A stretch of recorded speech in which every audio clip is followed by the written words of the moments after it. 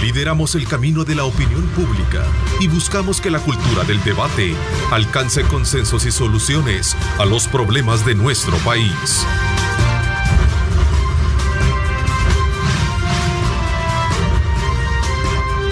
Diálogo con Ernesto López.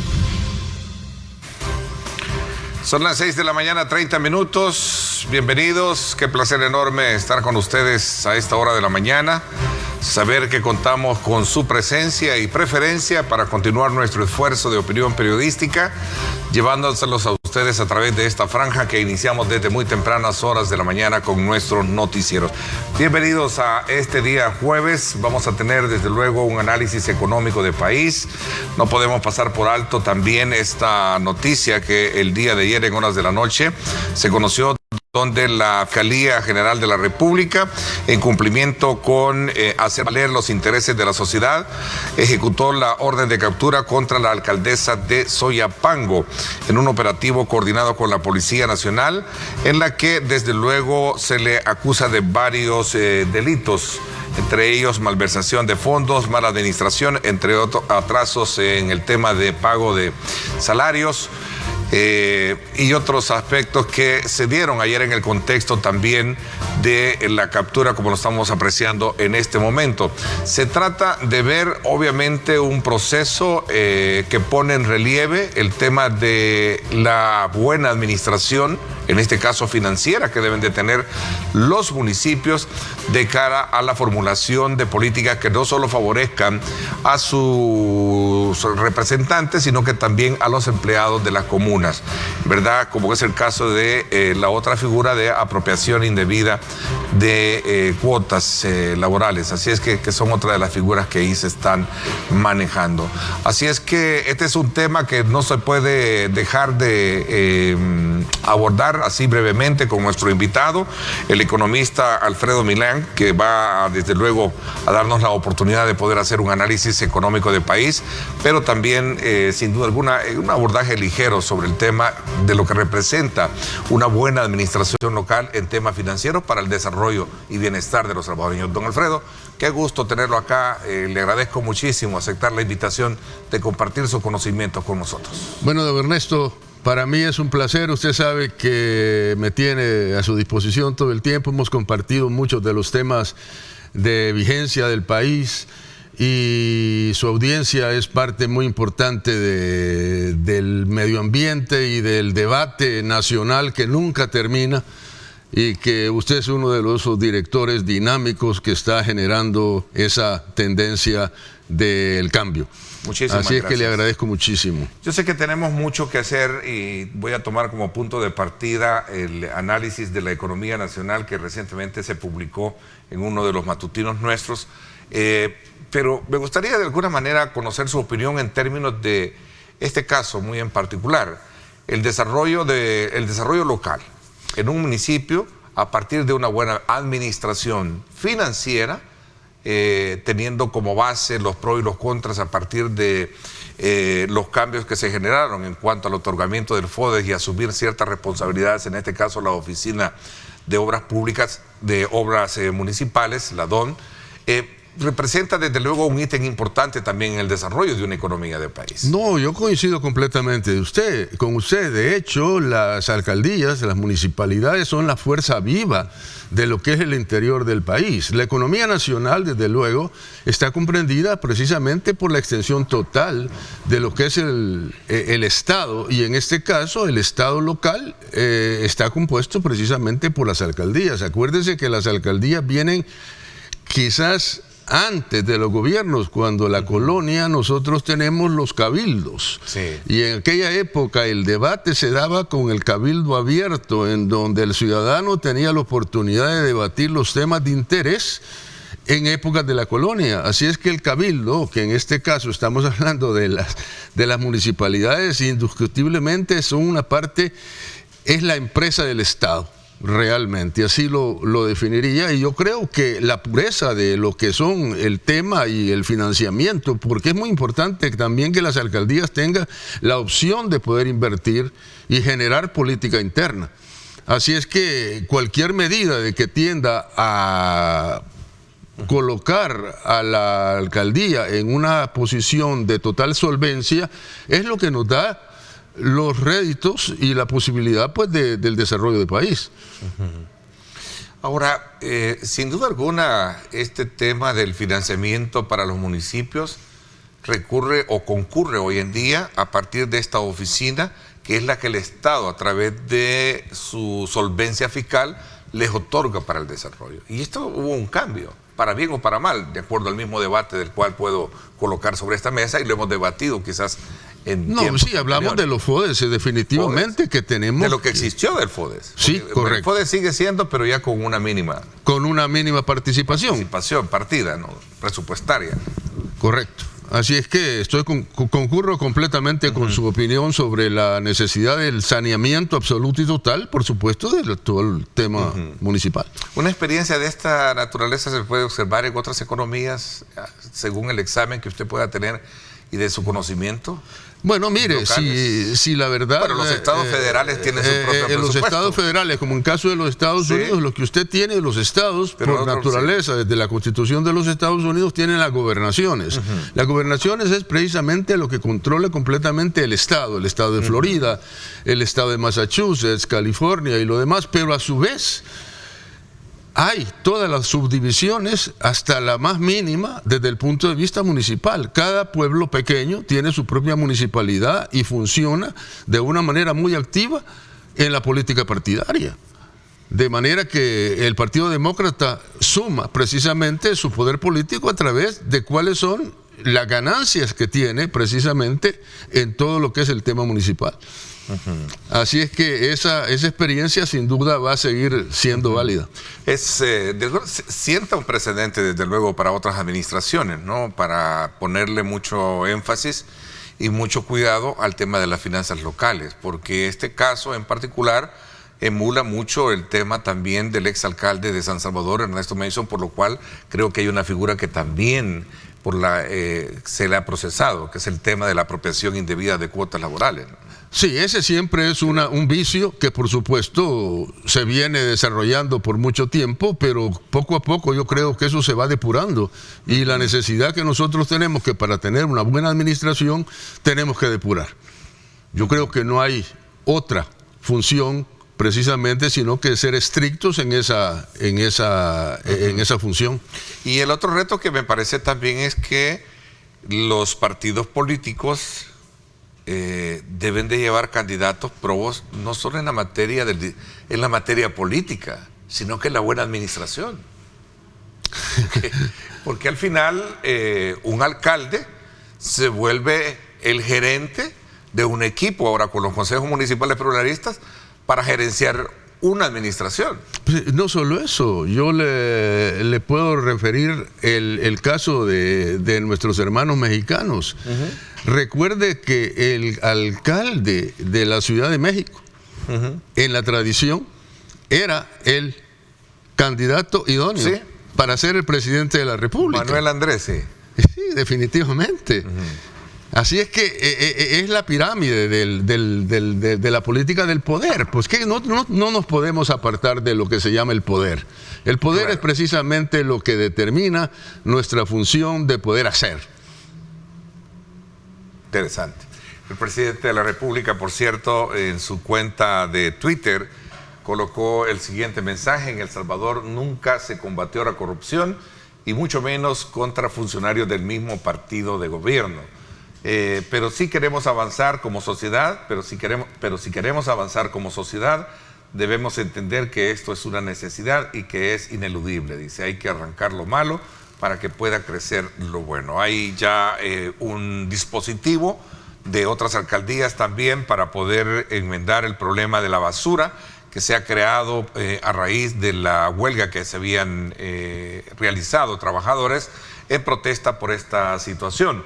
Así es que vamos a estar muy al tanto de esta situación y ahora entramos de lleno a conocer, desde luego ya el énfasis de nuestra invitación a don Alfredo Milián como economista esta mañana para hacer el análisis de la economía nacional al cierre del año 2022. En uno de los principales periódicos del país usted publica un artículo en el que textualmente dice y afirma que en términos generales 2022 fue un año de crecimiento económico positivo para El Salvador. ¿Cómo podemos entender esto, don Alfredo?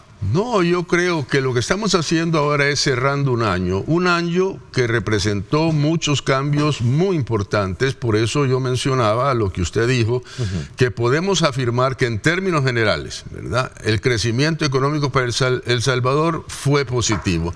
Tuvimos altas y bajos, pero comencemos por el principio, que es en noviembre del año anterior, vino la representación y la misión del Fondo Monetario Internacional a hacer un análisis de país para estudiar la perspectiva de una negociación de un artículo 4 que representa para nosotros un potencial préstamo del fondo de 1.300 millones de dólares. Eso es muy importante, pero para ese propósito esta misión del Fondo Monetario hizo un análisis y ellos mencionaron lo siguiente, que en su informe el artículo final observa que las políticas expansivas, la fuerte recuperación de la demanda externa y el crecimiento continuo de las remesas están impulsando una fuerte recuperación.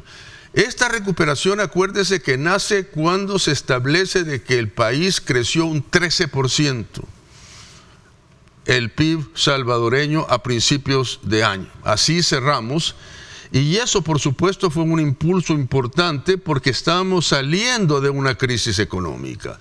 La crisis económica es la que nos generó el estancamiento de la economía del COVID-19, de 19, que precisamente paralizó no solamente al país, paralizó al mundo entero. Entonces, ese desarrollo del crecimiento de 13%, que algunos lo calificaron como un rebote, pero fue un principio positivo. Luego, nosotros sabemos de que a través de ese momento hay una sostenibilidad precisamente de la economía nacional que fue poco a poco creciendo. A esta altura, una institución como la Comisión Económica para América Latina, la CEPAL, está diciendo de que el año se va a cerrar con un crecimiento del 2.6%. Eso, por supuesto, es una cantidad muy pequeña, pero es muy importante considerando que la crisis económica mundial, todos los países están en una crisis de esa naturaleza. Ha impactado muchísimo. Estados Unidos va a crecer menos del 1%. Todos los países europeos están en una crisis muy grande, de manera que crecer 2.6 para mí no sería malo. El Banco Central, sin embargo, sostiene de que el crecimiento y la dinámica de la economía nacional va a crecer al 2.8. Yo coincido con el Banco Central porque creo que la economía interna está creciendo positivamente y que se han dado suficientes factores en la economía interna como para sostener de que se va a cerrar con eso. Hemos logrado una serie de financiamientos positivos, aunque yo no soy particularmente proclive a creer de que el financiamiento a través de los préstamos es necesariamente lo que un país tiene que hacer. Porque la verdad es que cada vez que usted tiene un préstamo, ¿qué ocurre? Usted incurre en una deuda. Y en una deuda que le demanda un pago. Sí. El tema es que un día tarde o temprano tiene que pagarse. Que algún día tarde o temprano tiene que pagar. Hay que recordar también que nosotros no somos un país de producción petrolera o que tengamos un bien para poder de alguna manera, siempre vamos a depender de un salario. Esa es parte de la tesis la que yo he encontrado en los análisis que se hacen de la economía, ¿no? No, definitivamente. Siempre nuestro presupuesto siempre ha sido desfinanciado, siempre recurrimos a deuda, en fin. Pero lo importante detrás de todo eso es lo que usted plantea, ¿no? Pero el país, pese a todo ese escenario gris de afuera, claro, ha dado muestras de tener ganas de despegar la economía. No, lógico, es que es positivo. Vaya, le voy a decir lo que dice la CEPAL, la Comisión Económica de América Latina, que ya presentó su informe, ¿verdad?, de cierre de año de toda América Latina. Usted sabe que la deuda de El Salvador es de 23.900 millones. Esto nos coloca a 75.4% del PIB, o sea que la deuda pública se redujo, no aumentó, bajó 5.6%. Eso es un indicador de que hay una buena administración y que la deuda se está cumpliendo precisamente según los términos financieros. De manera que un crecimiento en donde la deuda del país viene en descenso es muy importante. Claro, usted tiene ahí el tema de la inflación del 2022 y tiene, por supuesto, de que El Salvador, ahí me lo están colocando arriba del 7%, pero es uno de los países, excepto por Panamá, que tiene una inflación menor. Pero el asunto es que el tema de inflación es algo que se tiene que manejar a nivel de lo que es el concurso mundial. Por eso, en otro tema, nosotros hablamos un poco de la economía mundial, de la incidencia que tiene en El Salvador. Porque la economía mundial está siendo determinada por factores que El Salvador no tiene nada que ver con ellos. Sí. Es una inflación galopante que viene arrastrándose desde los años de la paralización de la economía, de lo que es el 19-20, que fue cuando se paralizó el mundo.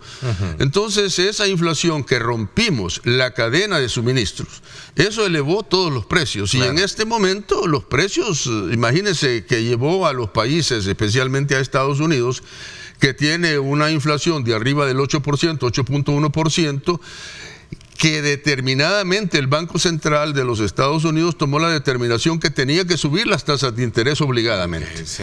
Pero la subida de las tasas de interés no es cualquier cosa.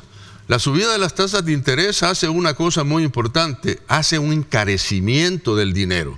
El dinero se hace más caro. Es decir, que si usted en este momento está sacando un préstamo hipotecario para una casa, que antes de las medidas de la Reserva Federal, a usted le daban un préstamo de 2% para un préstamo hipotecario de 30 años. En este momento usted solicita al banco y el banco le va a dar una tasa de interés arriba del 6%.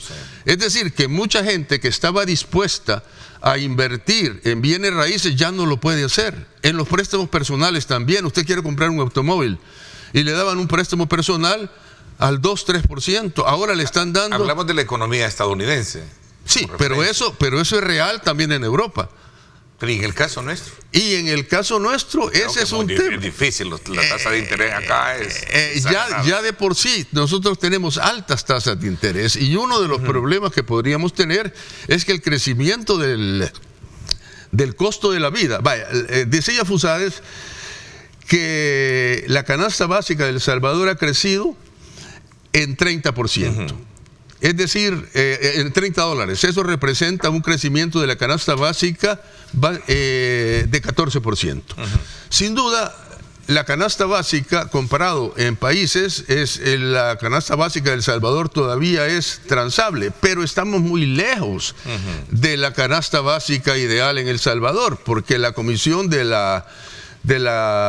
salario mínimo había determinado que la canasta básica de El Salvador debiera de ser de $700. Pero nosotros no tuvimos ningún cambio en ese sentido. Lo único que usted tuvo es una cosa muy importante, que fue el 20% de aumento sobre el salario mínimo. Que ese 20% subió el salario mínimo a 366. Lo cual eso hace más rentable precisamente que si usted tiene un mayor salario, tiene un mayor poder adquisitivo. Y eso lo protege precisamente del costo de la vida. Ok, vamos a ver. Voy a agregar otro elemento que no puede de alguna manera dejarse de puntualizar en este análisis que usted nos está haciendo. La guerra que surgió entre Rusia y Ucrania vino a poner al mundo, desde luego, bajo las barbas en remojo, ¿no?, sobre qué tipo de medidas iban a implementar para evitar que esa provocación de precio que tenía el petróleo hiciera o provocara un incremento en aspectos medulares, ¿vea?, para países como el nuestro. El precio de los combustibles, por ejemplo, en nuestro país estuvo fijado por 8 meses debido a esta situación, y ahora entiendo que a partir ya de enero se elimina y entramos ya en en un mercado normal de precios, que fue como una medida compensatoria sumado a otras que se dieron puntualmente en la Asamblea Legislativa en su aprobación en su momento. Yo tengo que reconocer precisamente que las medidas de contención que el gobierno adoptó en ese momento, que fueron 11 medidas, fueron muy apropiadas y necesarias. Por una razón. Quizás la más importante era el tema de los combustibles. Estamos hablando de los combustibles y estamos hablando precisamente del gas natural. Estos son elementos que indiscutiblemente se tenían que afrontar. Además de eso, también se dio el tema alimentario. De manera que esas 11 medidas realmente, y usted sabe muy bien que el tema de los combustibles, 2 semanas después de que El Salvador las decretó, también los Estados Unidos hizo lo mismo. Entonces el tema petrolero, lo que pasa que eso es otro tema que tiene otro origen. Es el tema Rusia, y aquí usted tiene otro elemento muy importante, que es la Unión Europea, que está en una crisis profunda, precisamente atacada por 2 factores. Por el factor de una inflación que todavía no ha podido controlar. El Banco Central Europeo ha subido sus tasas de interés a 2.5% y todavía la señora Lagarde, que es la presidenta del Banco Central Europeo, está diciendo que la Unión Europea va a tener que seguir subiendo las tasas de interés de contención para controlar. También Gran Bretaña tiene ya un crecimiento de sus tasas de interés en 3.5%, Estados Unidos en 4.5%, pero aquí hay que tomar en cuenta algo que nosotros completamente no tenemos ningún control, y es cuáles son los factores que van a determinar de que las tasas de interés sigan creciendo. Estados Unidos tomó un espera. En diciembre, la Reserva Federal, la última reunión que tuvieron, que había crecido a 0.75% por tramos, ya no subió la tasa de interés en 0.75, sino en 0.50. Eso alivia muchísimo la tendencia de mercado, porque eso indica de que precisamente las tasas de interés van a ser más moderadas, y eso va a permitir que el mercado, el libre mercado, en este caso Wall Street, va a poder funcionar de una forma más normal. Entonces, pero aquí viene el otro tema, que es la guerra de Ucrania, que afecta directamente a la Unión Europea y a la relación que tenemos, y que afecta, por supuesto, al petróleo. Entonces, no sabemos realmente a dónde va a ir el curso del 2023. Es posible de que se tranquilice la cosa, porque la Reserva Federal... Es interesante ese punto, perdón que lo interrumpa.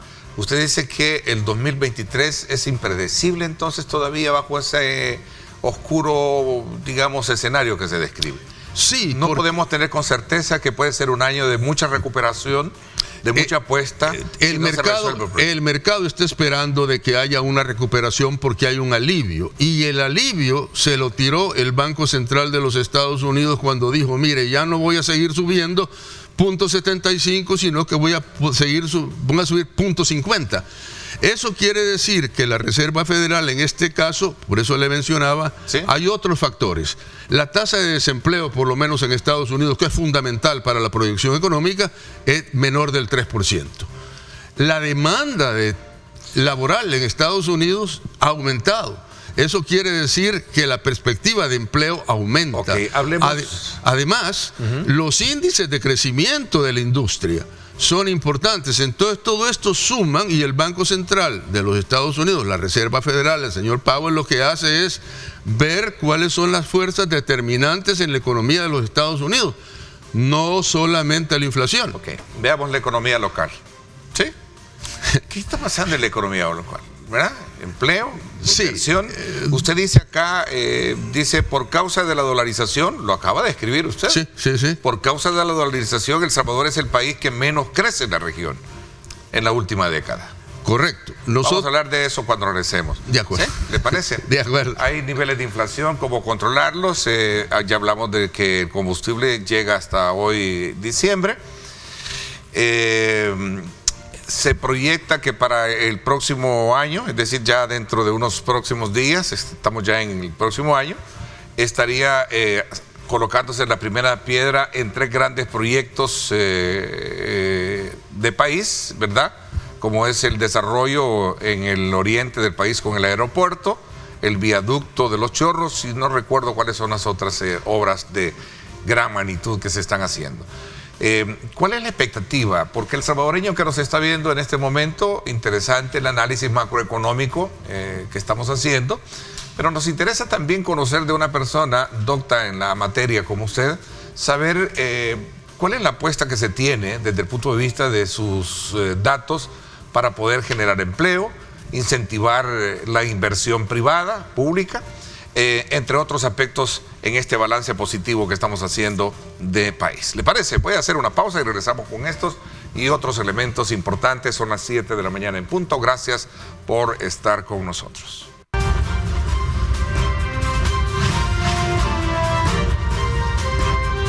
Diálogo con Ernesto López. Bueno, gracias nuevamente por estar con nosotros a esta hora de la mañana, en este día en la cual estamos todos muy afanosos, muy emocionados de poder llegar a esa noche de fin de año, en la cual pues no escapa en su momento dejarles a ustedes siempre el consejo de poder disfrutarlo en familia sanamente. Continuamos en este análisis con don Alfredo Milián. Él es economista y estamos haciendo una valoración sobre el estado de la economía del país. Hemos hecho un repaso sobre el escenario mundial, pero lo importante también es colocarnos en la economía local, en donde estoy 100% seguro que aquel salvadoreño, aquel empresario que nos está viendo, se está preguntando muchas cosas que tienen que ver con su economía, con su bolsillo. Y ese es uno de los aspectos medulares que yo creo que es importante no escapar a abordarlo, si sabemos cuál es la apuesta de inversión que puede haber para generar empleo. Hay un dato bien importante que lo voy a tomar en en esta intervención. Sí. En el pasado, el principal problema o la sintomatología que la población mostraba, ¿sí?, en las encuestas era el de la seguridad, ¿verdad? La delincuencia era el principal problema. Las cosas han cambiado a partir de la acertada política de confrontar la delincuencia, reducir los homicidios y controlar y mantener controlado el tema delincuencial. Ahora el plano económico ha pasado a ocupar el primer lugar después de estar en segundo lugar. ¿Cuál es el horizonte que usted visualiza puntualmente en este tema para el país? No, déjeme tratar 2 temas rápidamente, porque vuelvo nuevamente a los análisis que se están haciendo sobre El Salvador. Como usted sabe, hace 2 meses el Banco de América hizo su análisis sobre el tema salvadoreño, en donde se hablaba con mucho bombo y no sé qué más de que el país iba a caer en un impago. El Banco de América, que es el banco más grande de los Estados Unidos, hizo su propio análisis y determinó que las finanzas salvadoreñas eran lo suficientemente rentables para que El Salvador no cayera en un impago como muchos están alegando que podía ocurrir. Entonces, eso le dio realmente una solvencia real al Salvador y determina que El Salvador tiene suficiente capacidad de pago para la deuda pública. Pero acordémonos también que es importante saber de que El Salvador, el bajo crecimiento de El Salvador tiene una razón de ser. La causa de la dolarización en El Salvador y de que es el país que menos crece en la región, en la última década el crecimiento rondó entre 1.7 y 2.4%. Esta razón no es otra más que nosotros dolarizamos en el año 2001 o en la madrugada, si usted quiere, del Año Nuevo. Y de ese momento El Salvador ya dejó de crecer con una tasa alta de crecimiento como el resto de los países de Centroamérica. De manera que nosotros tenemos una camisa de fuerza. Y esa camisa de fuerza tiene que ver con la moneda que estamos manejando, que es una moneda cara. Usted sabe muy bien que hace poco, con la crisis económica que se dio y las tasas de interés, el dólar repuntó arriba de la libra esterlina, arriba del euro y de todas las otras monedas, y el dólar se volvió imparable. Y todo se devaluó, incluyendo el oro, que es un activo de inversión muy importante, y el dólar lo superó desde todo punto de vista. Eso quiere decir de que la situación de dólar le pone a usted una condición propia desde el punto de vista de sus finanzas. Tiene factores positivos. A eso iba, pro y contras. Pro y contra. Es una moneda sólida. Pero su nivel de competitividad queda afectada en los bienes y servicios también. Y si no, yo le pregunto, ¿por qué razón el sector agropecuario, que debe de ser importante en El Salvador, no puede competir con Honduras ni con Guatemala? Nosotros estamos dependiendo, pero eso no importa, porque el tema de comercio internacional así tiene que ser. Vale más una libra de carne en Japón que en Australia. ¿Por qué? Porque Australia produce carne. Claro. Japón no. Entonces el intercambio y la globalización es lo que determina la parte importante económica. Entonces, pero hay una cosa muy importante, y este es el 23. La Comisión Económica para América Latina, en su informe de perspectiva al cierre del 22, afirma que la economía de El Salvador estará influenciada en parte por la desaceleración generalizada.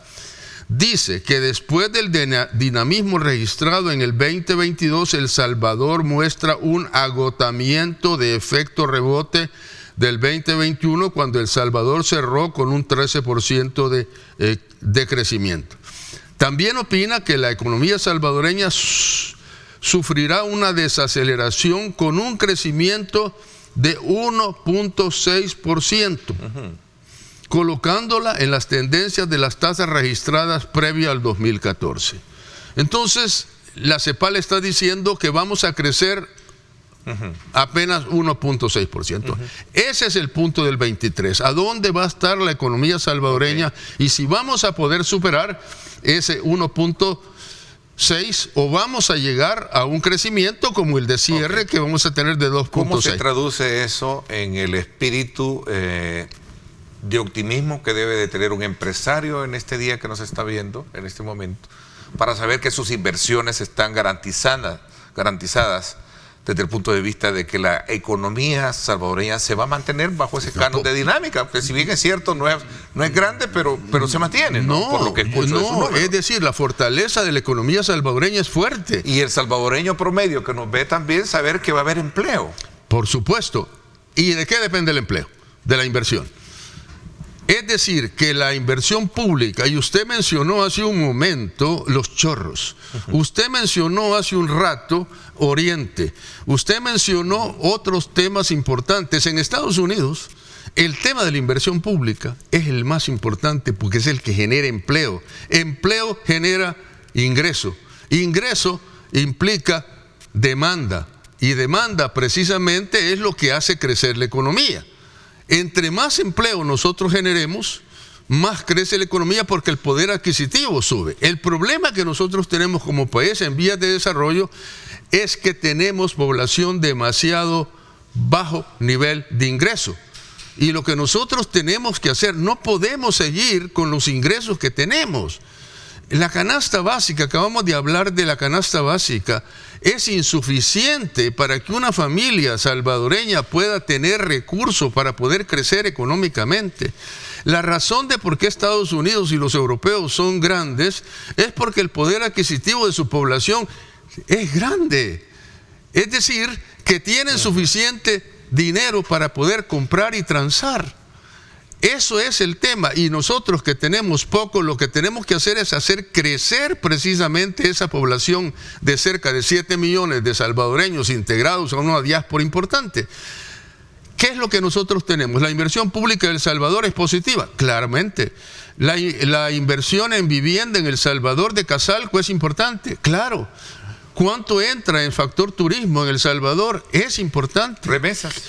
Las remesas que Homeland Security le dio a El Salvador una prórroga de 17 meses más a las remesas. ¿Qué es lo que esto hace?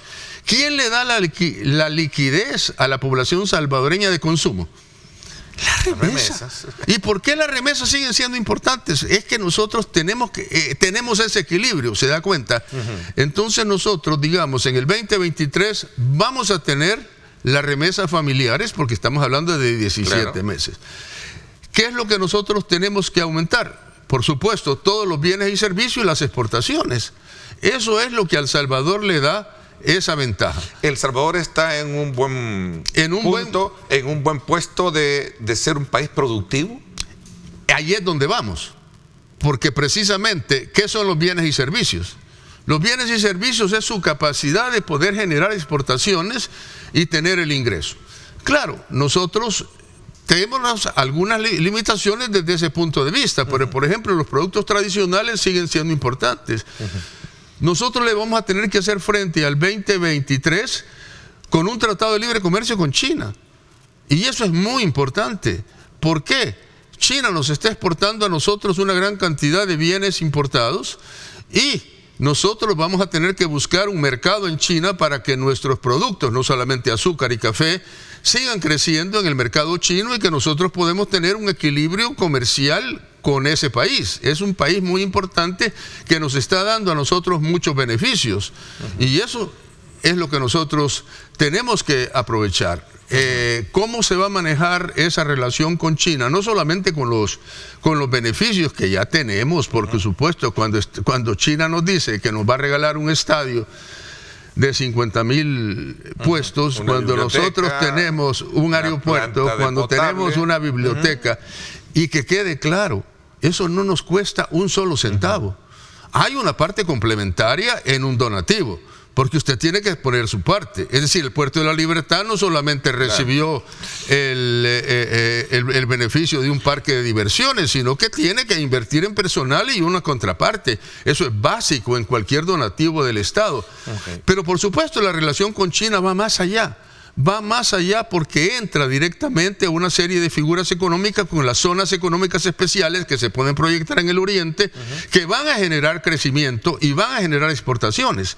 El Salvador tiene que subir, no solamente en quedarse en la mercadería barata. Ok, a eso iba a preguntarle, es decir, ¿cómo puede recrearse de manera factible el tema de desarrollo económico a partir del tema de inversión? China es una apuesta de la que ya se anunció en el tema de Tratado de Libre Comercio, ¿no? Por supuesto. Ahora, si nosotros lo que tenemos mayormente en las exportaciones son productos tradicionales y mercancías de bajo costo, de rápida transformación, ¿usted no cree que tenemos que dar el siguiente paso con un país como China y entrar en los bienes duraderos?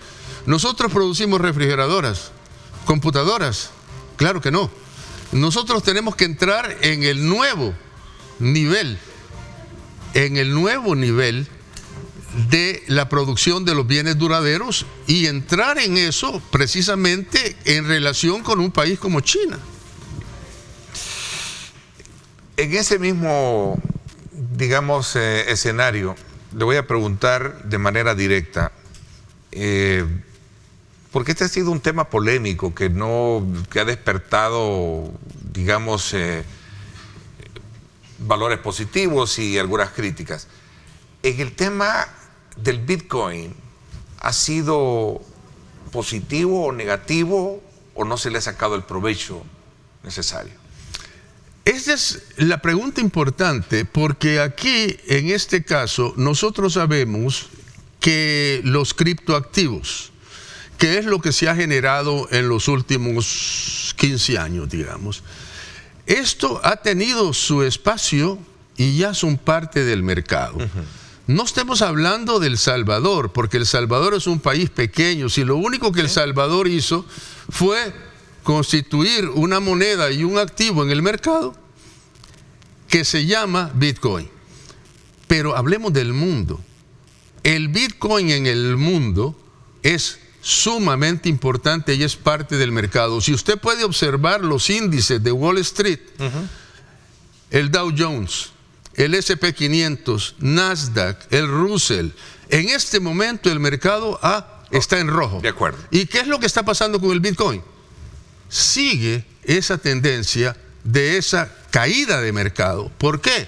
Porque es mercado. Entonces la oportunidad de que El Salvador todavía no ha desarrollado su nivel de conocimiento sobre qué es lo que se tiene que hacer con ese activo, porque ese activo es un activo de inversión. Es muy importante. En este momento se está sosteniendo en los 16,000 y lo demás. La oposición ocupa eso para criticar y decir que el país ha perdido. No, pero a ver, ¿qué es lo que ha pasado con toda la crítica? El día que introduzcan el Bitcoin, se va a comer al dólar. El país va a quebrar.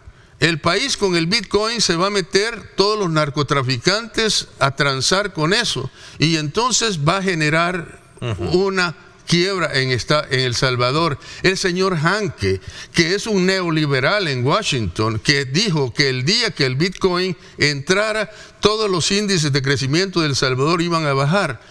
¿A dónde están los resultados? Nada de eso se ha dado. Fue mentira. Nada. Ahora bien, ¿cuánto? Y no pueden seguir alegando el otro tema, porque dicen, el Bitcoin es negativo para la economía salvadoreña. ¿Por qué? Pero por otra parte, el Bitcoin, dicen, El Salvador no lo acepta, de manera que hay muy pocos salvadoreños que están manejando el Bitcoin. O sea, ¿el Bitcoin es poco o es mucho? Sí. Si es mucho, daña la economía. Si es poco, no es importante. Entonces no puede usted tener una versión invertida del propósito.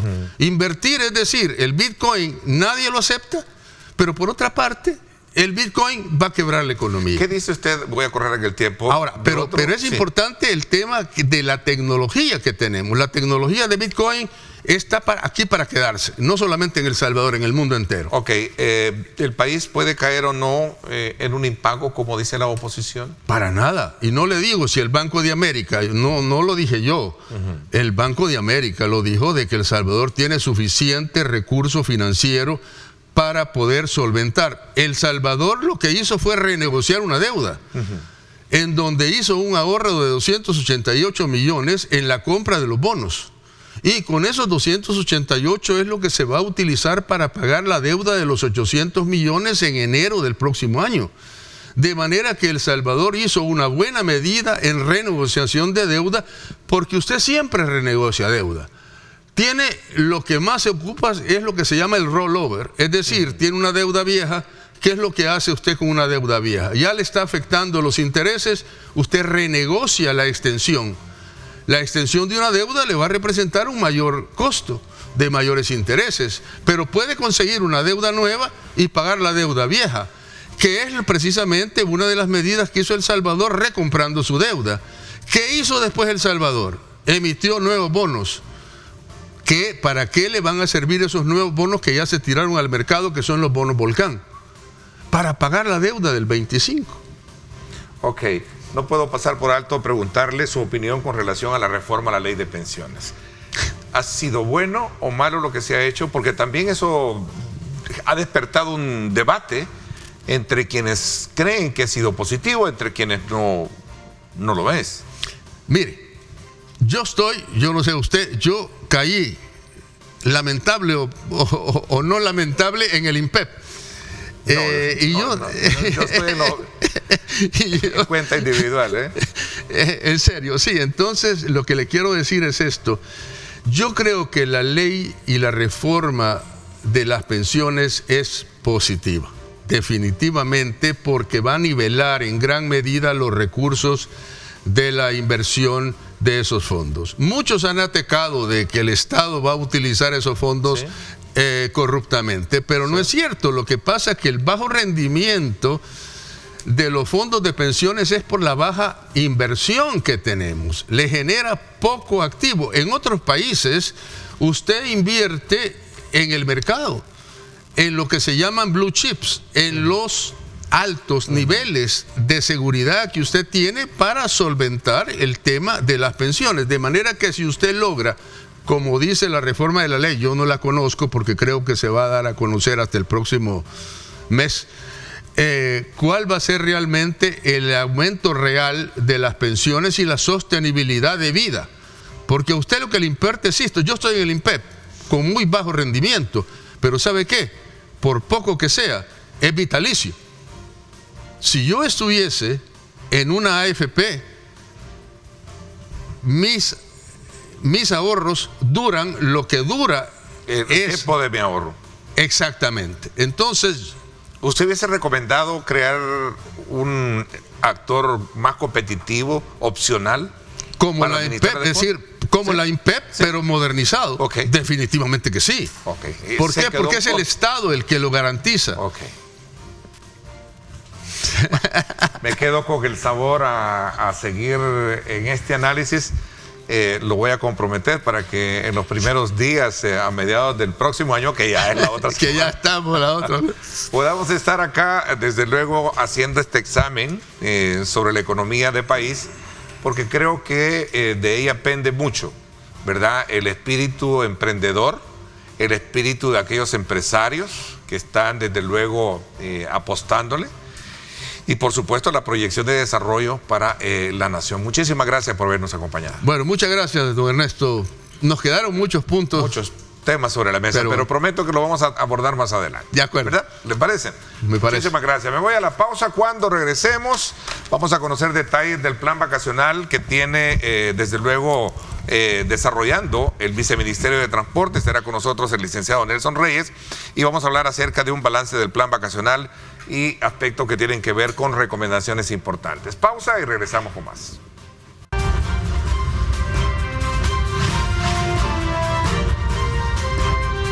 Diálogo con Ernesto López.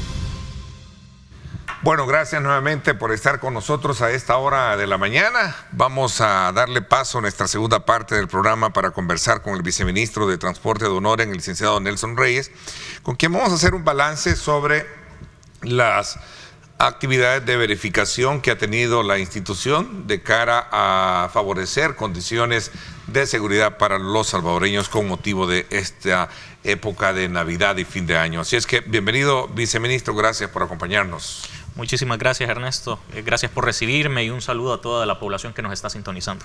Es la primera vez que tengo la oportunidad de conversar con usted y conocerlo, viceministro. Usted fue juramentado el 14 de noviembre, mes y medio casi, ¿verdad? Sí, prácticamente mes y medio que ya llevo al frente de la institución. Correcto. ¿Cuál es su expectativa con relación al tema, no?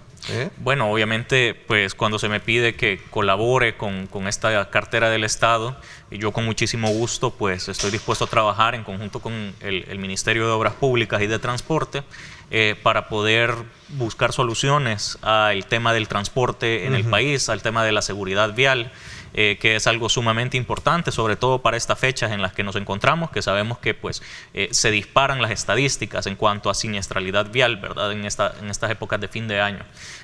Sin embargo, nosotros hemos venido realizando un trabajo constante en coordinación con todas las autoridades para poder garantizar la seguridad de la población, que pues pueda disfrutar de estas fechas y que no sea pues un motivo de luto. Bueno, dos aspectos importantes. Voy a comenzar un poco en alusión a la temporada que nos mantiene hoy acá reunidos. Y es que, sin duda alguna, el tema de los accidentes viales, y sabiendo que una de las principales misiones, como usted bien lo dice, es velar por la seguridad vial en el país, se reportan muchos accidentes, aunque las estadísticas hablan de que se han controlado, se han logrado minimizar con respecto al año pasado, ¿no? Sí, digamos que este tema de los accidentes o siniestros viales es un problema a nivel mundial. La misma Organización Mundial de la Salud pues nos menciona que alrededor de 1.3 millones de personas fallecen todos los años alrededor del mundo. Es catalogado incluso como una pandemia. Nosotros en el país pues obviamente no estamos exentos de este tipo de problemas, pero estamos buscando las soluciones y garantizar que la población pueda desplazarse de una manera más segura. En el mes de diciembre hemos desplegado más de 100 dispositivos de diferentes tipos. Ahí hay controles antidoping, controles de transporte colectivo, de transporte de carga, controles vehiculares en general. Nosotros tenemos desplegados más de 2.300 gestores en todo el mes de diciembre para poder apoyar en este tipo de temas y para ponerse al servicio también de la población en caso de cualquier emergencia. Estamos en coordinación con nuestros inspectores y personal médico que suman más de 800 elementos para poder atender este tipo de actividades, y obviamente nos coordinamos con la Policía Nacional Civil, quienes tienen más de 1.000 elementos también a disposición durante todo el mes para poder pues realizar este tipo de actividades. La mayor parte de carreteras nuestras requieren, desde luego, de esa supervisión. Van a tener, obviamente, un dispositivo, como usted lo dice, en estas principales, ¿no? Sí. Porque eso es donde se han generado la mayor parte de accidentes, ¿no? Correcto. Los tenemos en cualquier lugar, ¿no? Pero, sin duda alguna, hay pistas, o sea, más carreteras abiertas para esto.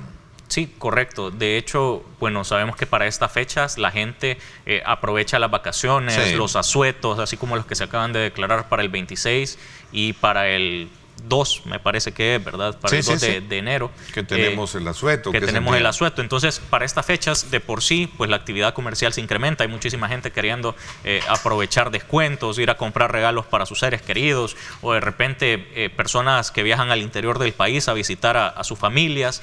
Entonces, el flujo vehicular incrementa para estas fechas, y es ahí donde nosotros nos mantenemos vigilantes en todo tipo de controles, como menciono, sobre todo en aquellos que son antidoping. Sabemos que las celebraciones van en aumento ya para la temporada de fin de año, y es ahí donde nosotros hemos reforzado este tipo de controles para asegurar de que saquemos la mayor cantidad de conductores peligrosos de circulación. Solo en lo que va de diciembre de este año ya llevamos 115 conductores peligrosos que hemos sacado de circulación, se han ido detenidos y pues se les aplica la sanción correspondiente. A ver, tengo acá un dato específico con relación a esta estadística donde se reporta la reducción. Por ejemplo, de enero hasta el 20 de diciembre, tengo acá eso, que es una cifra que por cierto la publica el periódico oficial, destaca que son 16.857 accidentes, mientras que en el periodo pasado, siempre bajo ese mismo fechas, eran 18.125, una reducción casi de 1.200 y pico, ¿no?, de accidentes. Esto, en parte, ¿a qué se debe? En el método de prevención, de atención coercitivo que en su momento debe existir, obviamente, o es que verdaderamente hay más conciencia en la población para poder saber que hay formas de conducir a la defensiva, ¿no? Sí, bueno, eso se puede deber a diferentes medidas que se han tomado. Entre ellas, pues se sabe que tenemos en análisis de la Asamblea Legislativa un paquete de reformas a la Ley de Transporte Terrestre, Tránsito y Seguridad Vial, ¿sí?, que pues pretende endurecer también las penas para aquellos conductores que no respeten la normativa de tránsito. A partir del 16 de marzo de este año que acaba de pasar, también se habilitó para que los gestores pudieran aplicar multas a los conductores que no están respetando la normativa. Hemos desplegado más controles, más gestores en lo que va del año. Hemos ido incrementando todos los elementos que tenemos disponibles y también se les han estado pues habilitando o entregando más herramientas para que ellos puedan desarrollar su trabajo. Y es importante mencionar que pues sí es cierto que hemos presentado una disminución de accidentes viales, a pesar de que el parque vehicular ha ido en aumento. Es decir, hay más conductores en la calle de los que había el año pasado. Nosotros vamos a cerrar este año con un incremento del parque vehicular de alrededor del 8%, un poco más arriba del 8%. Ahorita ya la cantidad de vehículos que circulan en las calles pues ronda los 1.6 millones de unidades. Entonces, a pesar de este incremento, pues vemos que pues se ha mantenido una disminución en la mayoría de las indicadores de siniestralidad vial. Si nosotros comparamos precisamente ese dato de todo el año, en cuanto a siniestros viales, vemos que hay una disminución de todo el año, con lo que va hasta la fecha, con el mismo periodo del año pasado, una disminución del 6.9%. Si nosotros nos referimos solamente a diciembre, esa disminución se ve incrementada en un 7.88%. Okay. Y solamente para esta fecha, desde el 23 de diciembre hasta el 28, incrementa todavía más hasta una reducción del 8.28% en disminución de accidentes de tránsito. Aquí me están preguntando, voy a hacer una pausa comercial, sobre el tema de cómo hacer de la ciudad algo más sustentable en cuanto al tráfico, ¿verdad? Sí. Creo que ese es un tema también que le corresponde a ustedes. Por supuesto. Y me preguntan sobre las inspecciones en el transporte de carga. Es un problema que representa si no hay un orden específico cuando se trata del inicio de la zafra, que creo que en estos días de noviembre, octubre, noviembre comienzan, ¿verdad? Sí. Han comenzado. Voy a hacer una pausa y regresamos con más. Gracias a usted por estar con nosotros. Esperamos nos envíe sus comentarios, sus sugerencias, son bienvenidas para podérselas trasladar a nuestro invitado.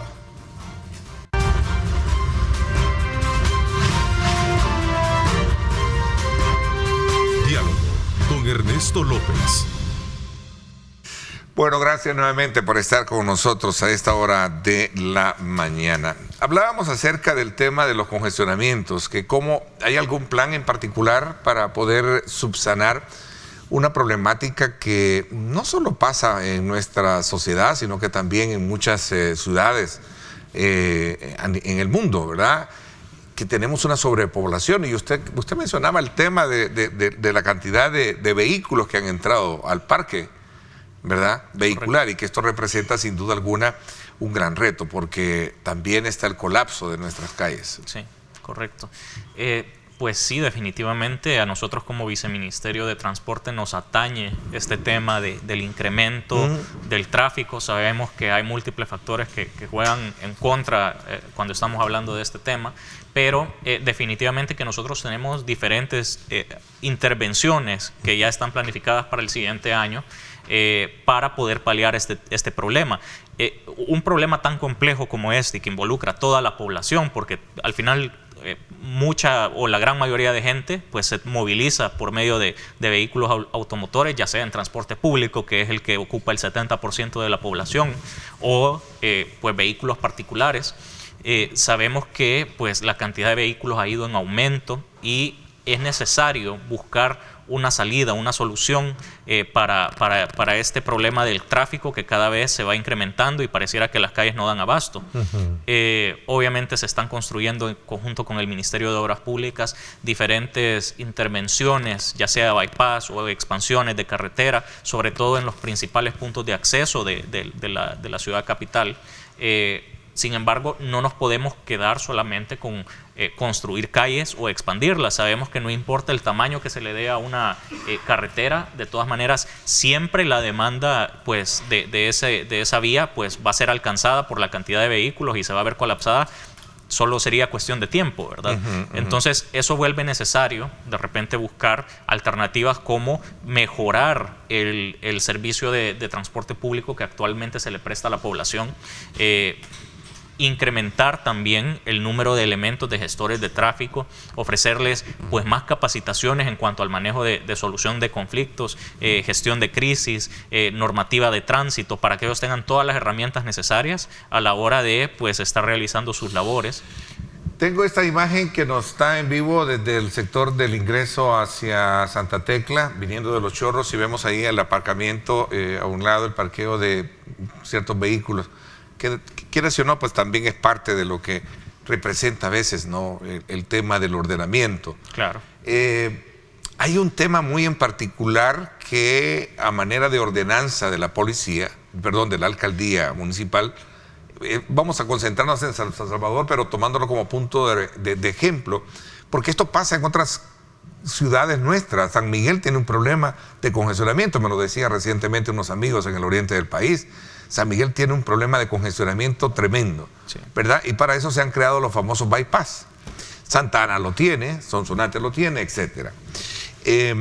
Y esto pasa por preguntarse, bueno, ¿qué vamos a hacer con relación a la construcción de otras arterias? Porque usted me ponía el ejemplo de de las proyecciones que tiene el viceministerio el Ministerio de Obras Públicas con relación a los bypass, por ejemplo, en el sector de la Gloria, ¿no? Que de alguna manera representa un gran problema, pero una gran apuesta estratégica que ya está, creo, en curso y estará en los próximos meses concluida esa obra que va a venir a facilitar. Pero nos vamos a llenar de pasos a desniveles. Y ese es el fenómeno, la gran pregunta. Bueno, vamos a estarnos llenando de pasos a niveles, 3 niveles, 4 niveles, pero el problema es que si no cerramos esa válvula de vehículos, correcto, ¿cómo hacer? es precisamente eso es lo que mencionaba. Es decir, siempre se tiene la idea de que incrementando el número de calles, expandiendo el número de carriles que se tiene, pues eso va a solucionar el tráfico vehicular. Y no es cierto, una sola actividad no va a ser la panacea para resolver un problema tan complejo. Se vuelve necesario buscar todo un conjunto de actividades en coordinación con todas las carteras del Estado para poder resolver algo tan complejo como eso. Y uno de ellos es el tema relacionado con la implementación de un proyecto de transporte masivo, el que a nosotros, los que tenemos vehículos, se nos facilite poder utilizar el transporte colectivo como una medida alternativa para evitar este tipo de situaciones. Por supuesto. ¿Verdad? Fortalecer el transporte público. El Citran cayó en aspectos que no, pero era un ejercicio de buen inicio, como se decía, para poder arrancar como una alternativa, ¿no? Pero lastimosamente pues se perdió en el tiempo. Sí, definitivamente apostarle al transporte público es una prioridad para este gobierno, sobre todo si queremos reducir ese tráfico del que tanto se habla, incrementar el nivel de servicio que se ofrece. Es necesario para que la población opte por irse en el transporte colectivo antes que comprarse un nuevo vehículo y seguir incrementando el parque vehicular. Hay otras intervenciones, como por ejemplo la instalación de nuevas tecnologías en nuestro país. Ya el próximo año nosotros también vamos a estar pues instalando más de 2.872 semáforos inteligentes en más de 350 intersecciones de nuestro país. Esto, pues, de nuevo, una sola intervención no es la panacea, no es que vaya a solucionarlo todo, pero es diferentes intervenciones unidas son las que pueden llegar a generar un cambio significativo. Aquí está el otro elemento que aquí me lo están recordando nuestros televidentes y es el tema de la ordenanza, lo que les decía. La ordenanza municipal llevó a cabo un operativo para poder sacar o en este caso decomisar vehículos que estén aparcados en este caso aceras o en la calle. Pero realmente es lamentable que todavía esto exista, por ejemplo en el sector de aquí de la Maferrer Norte, ¿no? Y la conexión de la 75, la prolongación, allí es increíble. De hecho, aquí nos están poniendo el ejemplo, dice Ernesto, acá pareciera ser que la alcaldía no quiere venir a resolver el problema porque los talleres colocan los vehículos en las aceras y en la calle y hay muchos accidentes. Sí. ¿Verdad? Sí, percances, dice aquí. Definitivamente. En el país, pues existe la normativa de tránsito, existe la ley que prohíbe que este tipo de acciones sucedan. No es que haya una falta de legislación o de normativa, lo que hay es una falta de aplicación de la misma. Entonces, posiblemente pues se realizan operativos en conjunto con el BMT, con la policía, con los cuerpos de seguridad de las alcaldías, para poder mover conductores que aparcan sus vehículos en ejes preferenciales, por ejemplo, poniendo en riesgo pues la vida de otras personas que circulan por la calle y obstaculizando también el tráfico. Se hace un día, se llega por ejemplo unos 3 días y si el recurso humano se necesita en otro lugar, se manda para otro lugar y ya cuando la gente empieza a ver que hace falta personal de seguridad, de autoridad de tránsito ahí, vuelven a realizar el mismo tipo de acciones. Entonces lo que vemos es que se hace necesario pues buscar otras soluciones como el uso de estos semáforos inteligentes que cuentan también con un sistema de fotomultas. Es decir, la gente o los conductores irresponsables, por así decirlo, normalmente se aprovechan de que no ven a una autoridad de tránsito en la calle para cometer este tipo de actos, pero con el uso de este tipo de tecnologías, pues ya no sería necesario que esté una persona ahí para poder aplicarle la sanción correspondiente. Yo le comentaba la vez pasada al alcalde de San Salvador, un saludo para él, que en otras ciudades, como por ejemplo en Miami, que hay una modalidad de un asocio o de concesión que hace la alcaldía, no sé si en Miami-Dade, no sé, no recuerdo dónde, con grúas privadas. ¿verdad? Usted está en su casa, vea un carro mal estacionado o en zona donde no debe estar, en la acera o donde sea, llama, se lo llegan a levantar y porque es la única forma. Eso lo hacen. Por cierto, lo llevaron a una serie de televisión, que no recuerdo cómo se llama, ¿verdad? Que son las alternativas, porque a veces también solo de eso se necesita. Sí, bueno. Voy a hacer una pausa y seguimos hablando de eso también. El tema de los semáforos obviamente es bien importante. ¿Cómo se proyecta también el tema de la implementación de un sistema de transporte masivo? Entiendo que también hay ciertos estudios que se están proyectando sobre esa base. Correcto. Voy a hacer una pausa, 7:46, gracias por estar con nosotros.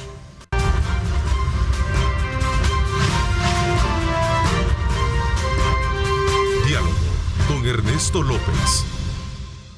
Bien, gracias nuevamente por estar con nosotros. Hablamos con el viceministro de Transporte, Nelson Reyes, y hacemos una evaluación precisamente sobre el estado de las calles nuestras y las violaciones al reglamento de tránsito con el estacionamiento en zonas que no deben de estar, en calles que no deben de estar, en aceras que no deben estar, acompañadas también de ciertos dispositivos o ordenanzas que plantea la alcaldía en este caso, que creo que es un tema que debe de acotarse desde el punto de vista de cómo puede corregirse en otras ciudades. Y yo ponía el ejemplo del caso de la ciudad de Miami, que otorga cierta concesión privada con sistemas de grúa para de alguna manera decomisar estos vehículos que están mal estacionados. O sea, a veces la parte coercitiva, si no es así, no aprendemos, como decimos a buen salvadoreño, ¿no? Claro.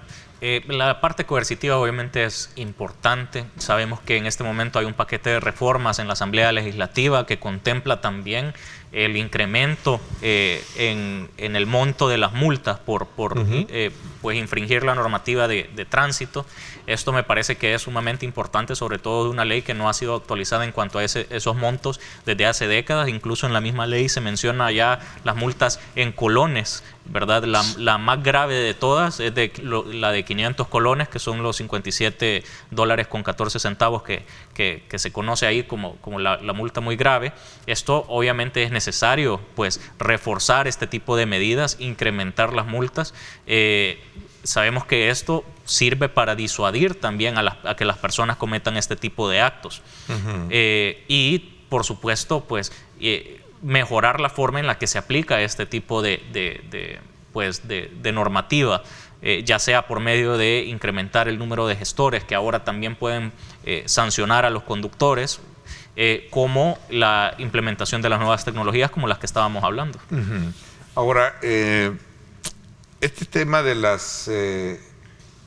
la prórroga para el tema de las placas, cuéntanos un poquito, ¿cómo está esa situación?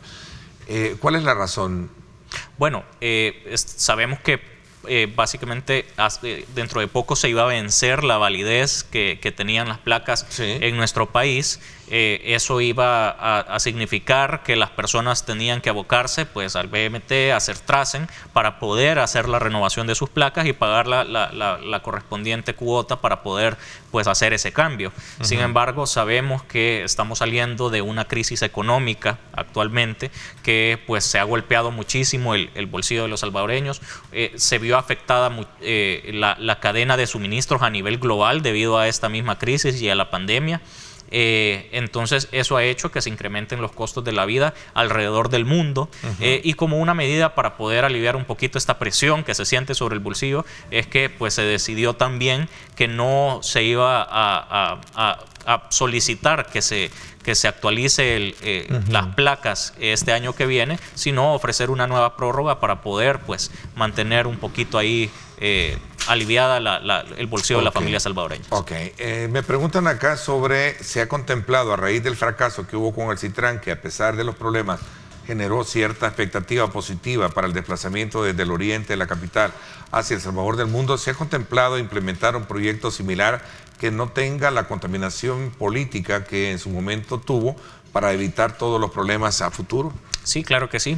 Actualmente se está trabajando en diferentes tipos de iniciativas. El Ministerio de Obras Públicas ya se encuentra en los estudios para poder implementar un sistema de metro en el país. Sabemos que también están en planes de pues, implementar un sistema de tren aquí en El Salvador que serviría tanto para pasajeros como para transportar carga, y un sistema de metrocable también que pues estaría conectándose de forma intermodal con estos que ya mencioné anteriormente y con el transporte público existente para poder tener una vocación un poco más turística. Se conectaría con diferentes puntos turísticos del país y ayudaría también a movilizar a las personas.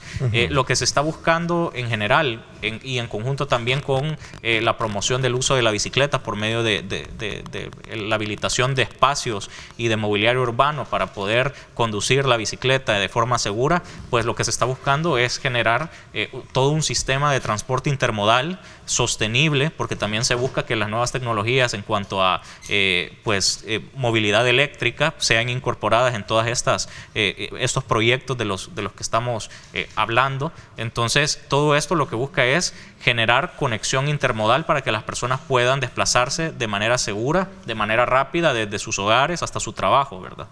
Ok, a propósito de la ciclovía, me preguntan acá lo siguiente. Ernesto, pregúntale al viceministro si es que verdaderamente para ellos en sus análisis ha funcionado el tema de la ciclovía.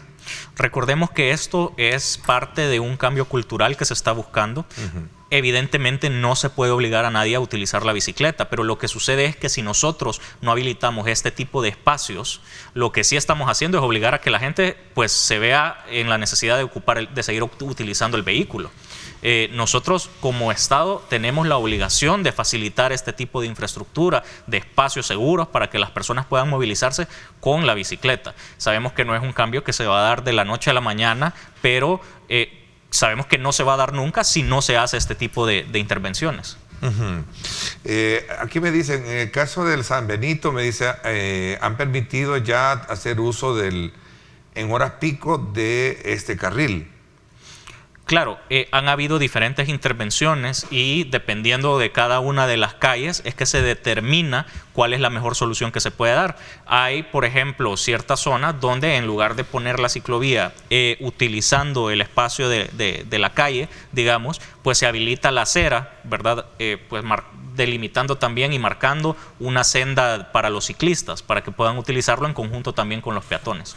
Aquí me preguntan qué disposiciones hay para poder regular el tema del transporte de furgones, dice acá, con cañas. Sí, bueno, eso es un tema bastante importante también. Si nos referimos a las cifras, pues el transporte de carga representa el 8% de accidentes viales, es decir, del universo de siniestros viales que suceden en nuestro país, el 8% pues está relacionado con unidades de transporte de carga. Por eso es importantísimo que nosotros como Viceministerio de Transporte estemos constantemente vigilando que este tipo de transportistas cumplan con las medidas, con los permisos que necesitan tener. Sabemos, por ejemplo, que en el tema de las zafras se necesita un permiso especial para poder operar y poder transportar este producto. En este año se otorgaron 459 permisos y se denegaron 139 porque las unidades no estaban cumpliendo con los requisitos mínimos. Además de eso, posterior a que se ha entregado el permiso y ya cuando se encuentran en circulación, nosotros igual instalamos controles donde verificamos que no haya un sobredimensionamiento, que no haya sobrepeso en las unidades y que obviamente cuenten con todas las condiciones de seguridad necesarias para poder circular. Bueno, la verdad que las disposiciones, las recomendaciones. Las recomendaciones, sobre todo en esta época de fin de año, es si va a celebrar con sus seres queridos, si va a disfrutar de los diferentes puntos turísticos en nuestro país, hágalo de manera sana. Si va a conducir, recuerde no consumir bebidas alcohólicas en caso de que vaya a tomar el volante. Esta recomendación la hacemos constantemente, no nos vamos a cansar de hacerlo. Sepa que como viceministerio nos vamos a asegurar de que usted encuentre un control vehicular en la calle, así que por favor tome las medidas necesarias para evitar cualquier tipo de tragedia. Viceministro, quiero agradecerle el que nos haya acompañado esta mañana y nos haya hecho un balance sobre todas las actividades que se dan en el marco del plan vacacional y sobre todo también de hablar de un tema que pende muchísimo para poder ser punto de honor en una agenda de país lo hemos conversado muy bien con nuestros panelistas de manera frecuente, sobre la necesidad de hacer un abordaje de nación con relación al tema del parque vehicular, el tema de los congestionamientos y las alternativas que se pueden generar alrededor de todo esto. Así es que, sin duda alguna, vamos a tener más adelante la oportunidad de seguir conversando sobre estas temáticas. Muchísimas gracias por recibirme. Le agradezco muchísimo. A ustedes, amigos que nos sintonizan, gracias. Pásenla bien y, como siempre, recuerden lo más importante, amar a Dios sobre todas las cosas. Lideramos el camino de la opinión pública y buscamos que la cultura del debate alcance consensos y soluciones a los problemas de nuestro país.